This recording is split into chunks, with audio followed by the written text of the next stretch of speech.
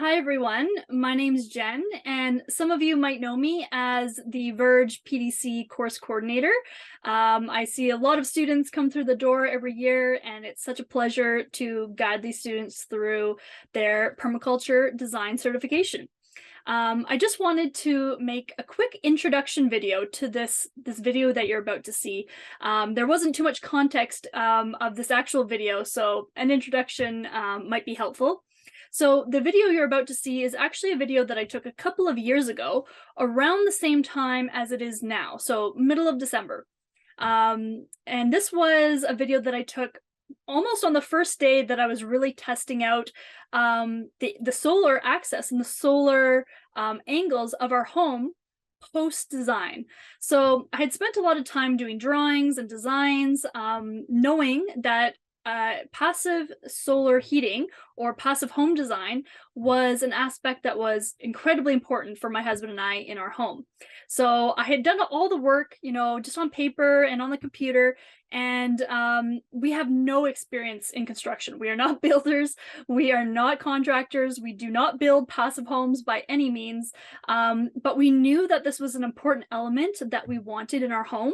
And so this video was one of the first times that I was really seeing, with the help of an app, that yes, everything that we put into the design, we put on paper, actually works. And being able to test that around the winter solstice was incredibly exciting and empowering for our home. Living in a northern climate in Canada, it seemed crazy for us to not take into consideration the opportunity we had to use passive solar heating.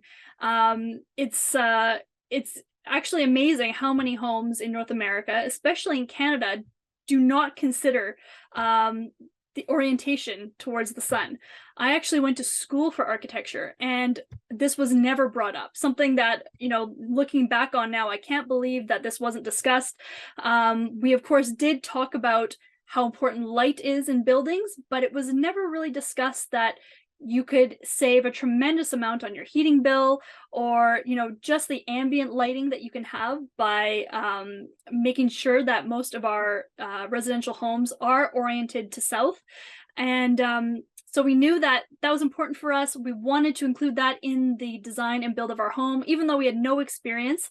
So hopefully this video just provides a little bit of inspiration for anyone who maybe is considering building a home or renovating a home or creating like a little bit of a cottage or a bunkie or something that you would like to experiment with as it relates to passive home design or passive solar heating.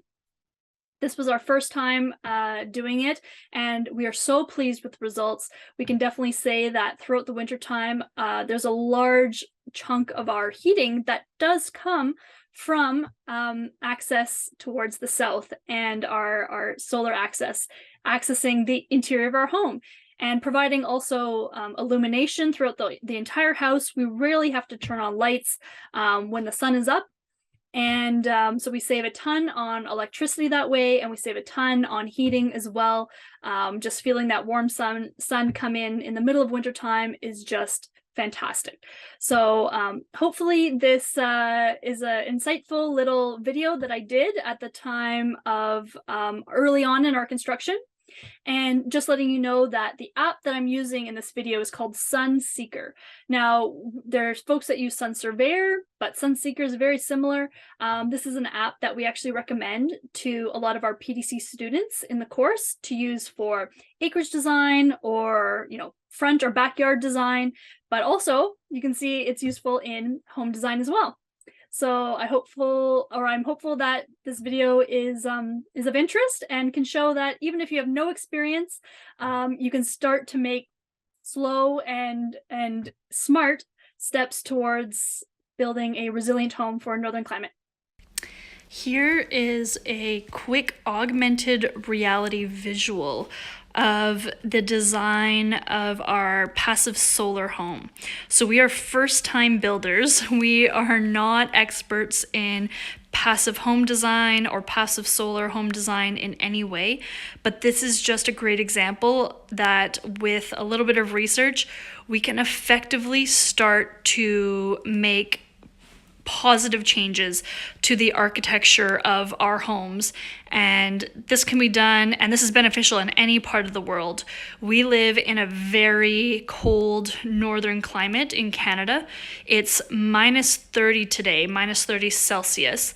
And our extreme minimum temperature can actually go down to -50.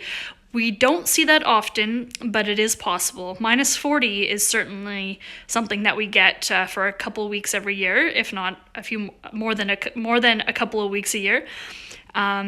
So it only makes sense that we start to design our homes in a way that uses the sun in the wintertime to help passively heat our homes and passively light our homes. So it is December 15th today, the middle of December. It's just after 10 in the morning. And this is just going to show the design and placement of our windows as well as overhangs on the roof to start to implement design features of a passive solar home. There are many elements that affect a passive home design, which include things like air tightness, insulation, thermal mass. Those are all incredibly important aspects, but we're not going to discuss those today. This is just going to be on window placement and overhangs and how easily we can just start to make these little changes to home and building architecture. So the yellow arc of the sun here is today's date. The yellow is the arc of the sun today.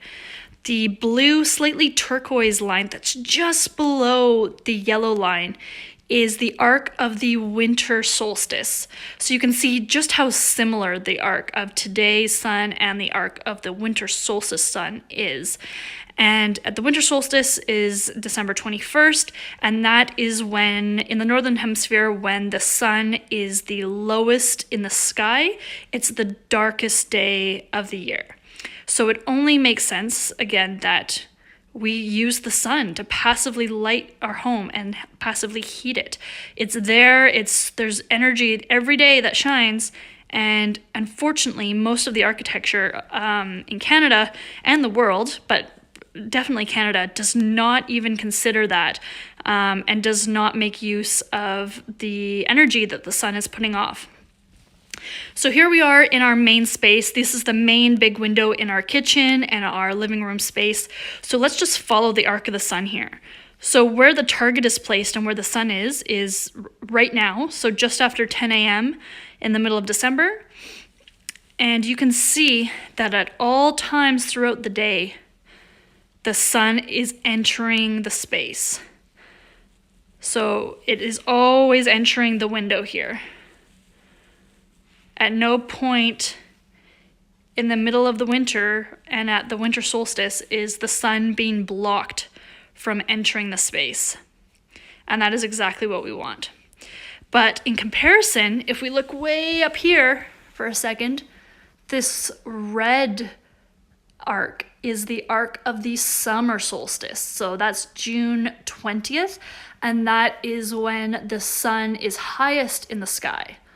So the target here is at 10 a.m. currently, and if we follow that arc of the sun, it is nowhere near our window.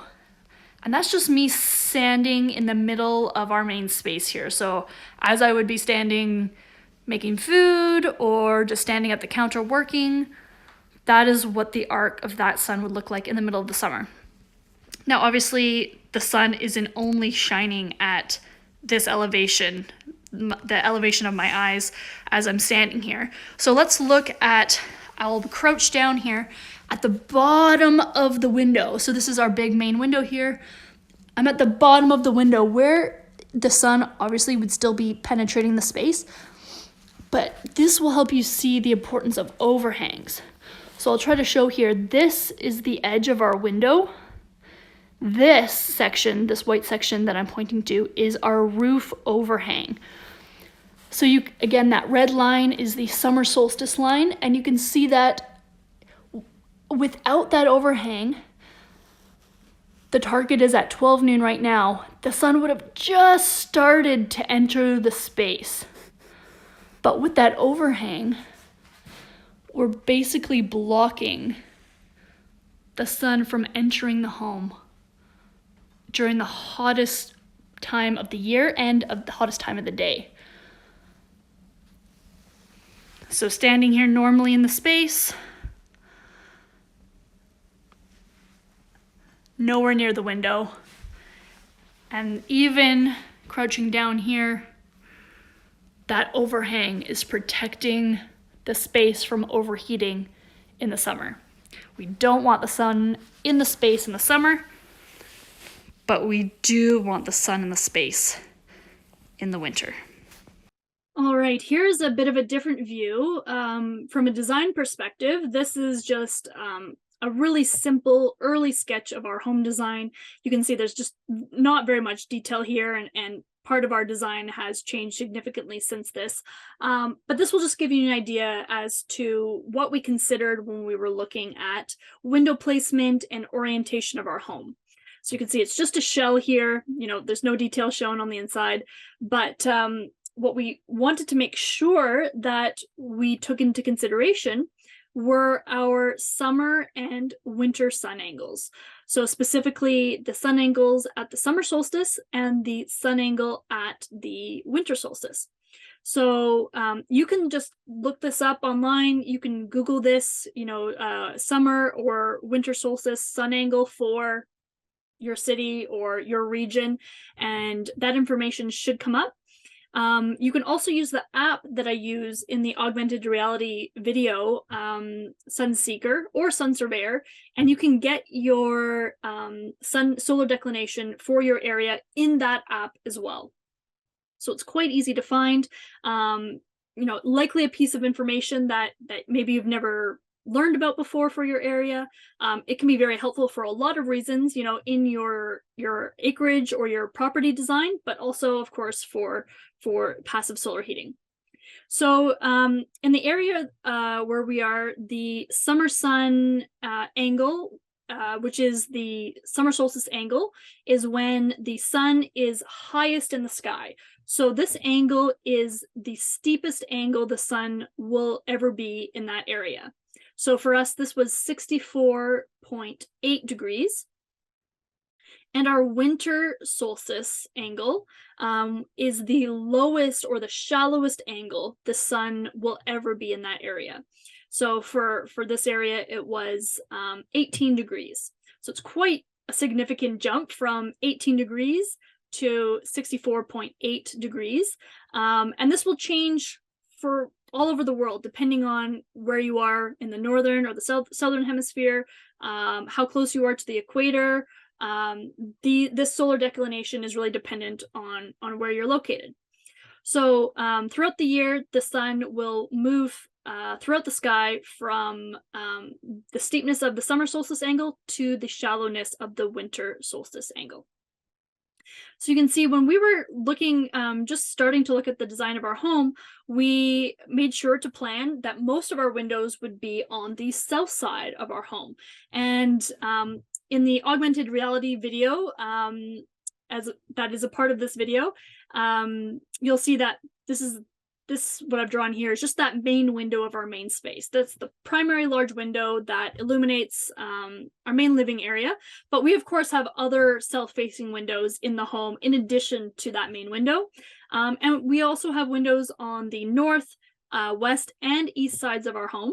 But we put the majority of our windows on the south side of our home just to be able to take advantage of the solar illumination and the passive solar heating. Now, a lot of you will probably be familiar, maybe it's your own home, or maybe you know a home well that is like this, where all the windows are not on the south side at all. Maybe their majority of the windows are actually on the north side. And in homes like these, those homes tend to be quite dark, they tend to be quite cool, and it probably takes a lot more energy to heat those homes because you're not getting any passive or free heating from having your windows facing south. A common thing in Alberta, especially in southern Alberta, is that homes are often built with most of their windows on the west facing side because that is what faces the Rocky Mountains, and everyone wants a beautiful Rocky Mountain view. But you can imagine that, you know, in the middle of the summer, when the sun and the heat is quite strong, especially in the afternoon. If all of your windows are on the west side of your home, it's very likely that your home is going to overheat, especially if you don't have a large enough overhang on your home. Same thing in the winter. Well, I guess opposite in the winter. If you have west or northwest facing windows, and that's the primary direction or the primary surface for most of your windows, in the wintertime, your home actually might be quite a bit cooler because we often get northwest winter winds that can be quite strong coming off the mountains. And when those are hitting, the wall of your home that has the majority of your windows, it's going to take a lot more energy to heat that home because of the wind pressure that's coming onto those windows. So right off the bat, we put the majority of our windows on the south side. In this cross section, you're really just only seeing that main window from our main space. We do have just tiny windows on the north end of our home. Again, most of our north wall is solid, almost no windows whatsoever, but we do have two tiny little windows just at the top here, which creates for great air circulation in the home when we need it. So on the south-facing wall here, you can see that in the summer, the sun rarely, if at all, makes its way directly into the home at the hottest part of the day. So of course, when the sun is rising and setting in the middle of the summer, the sun angle is not quite at 64.8. It's a lot lower in the sky. So certainly the sun enters the space, which of course we love. It's great to have some direct sunlight in the space, even in the summer. But when it's at the hottest point of the day and it's at its highest angle, which is what these red lines represent, the sun really does not enter the space. Now, being located where we are and knowing that our windows were not very low, you can see it's, they don't go all the way to the ground, and that was also by design. We probably could have gotten away without an overhang. This was our first time doing a passive solar home, so we put one in, and we do like that we put it in because we really don't get any of that direct sunlight at the heat of the day in the summer, and that's great. We don't ever have to put an air conditioner in our home. Our home just passively cools itself with the insulation that we put into our home, but then also the overhang that we have on the south side doesn't let that direct sunlight in to add more unwanted heat to the space. So actually, I'll extend this line too. I should have extended this just to show you that it actually, it just hits the windowsill here. So in that augmented reality, you could see that if I crouch down just under the window here, the sun angle might have just started to enter the space. Now, had we not had an overhang, you could see that this is where, we probably would have gotten away and still been fine with not having an overhang because our windows are quite short. But I'll show you here, just make this red so you can see better. If we didn't have this overhang here, at the highest elevation of the sun, it likely would have just started to enter the space. And then you could see that sun ray would have come right into the home, which, we could have lived with, I'm sure. It's not like we have a ton of solar coming all over into the space. It's really just, a little bit that it would start to enter. But because we put that overhang in, we virtually get no direct solar infiltration at midday in the middle of the summer. And that suits us quite well. As opposed to, you can see here in the winter that absolutely we get tons of winter sun infiltrating the space, as it's not barely even affected right by the overhang because the angle of the winter sun is so low that it just comes in without an issue, illuminates the space beautifully, and provides us with passive heating. So something that I often see as well are often, really charming farmhouses that have beautiful wraparound decks. I think everyone wants a wraparound deck. They're so charming, but they often do have quite a long overhang. So this can be great in the summertime, right? Let's pretend I have a wraparound deck. I'm just going to make this up right now. Let's pretend that this is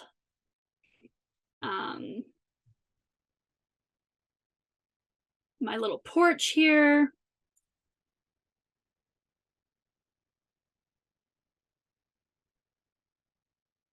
You get the idea.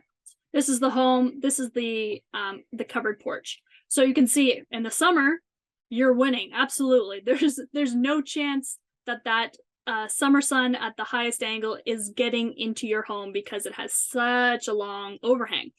But you can see where this can be problematic in the winter if you want to take advantage of that solar axis as well, is that if your overhang is quite long, now you're actually blocking some of the winter sun getting in. So you want to be careful of this. If you put a lot of effort into putting, a majority of your windows on your south-facing wall, but then you put in quite a large covered porch, it's not going to work out too well for you. In the middle of the winter, it might still be quite dark in the space, and the heating benefits are something that you likely wouldn't get as much of. So keep that in mind. So this is, again, by design, why we created just a small overhang. We knew we didn't need a massive one, but this just barely allows us to block out the extreme heat of the summer, but fully allows for winter sun angles to enter the space. So hopefully this is just food for thought, some things to consider, just beginner knowledge, of course, on passive home design or passive solar heating in a home. There is plenty more to learn about, including your insulation, the tightness of your home, and many more aspects that we do touch on a little bit in our PDC through the work of Dan Chiris, which I highly recommend you check out if you want some additional resources. Dan Chiris's books can be purchased on New Society Publishers, who is a great partner of ours, and he can talk about the topic of passive solar heating all day. So I recommend you check out those resources if you are interested in learning more. All right. Thanks very much.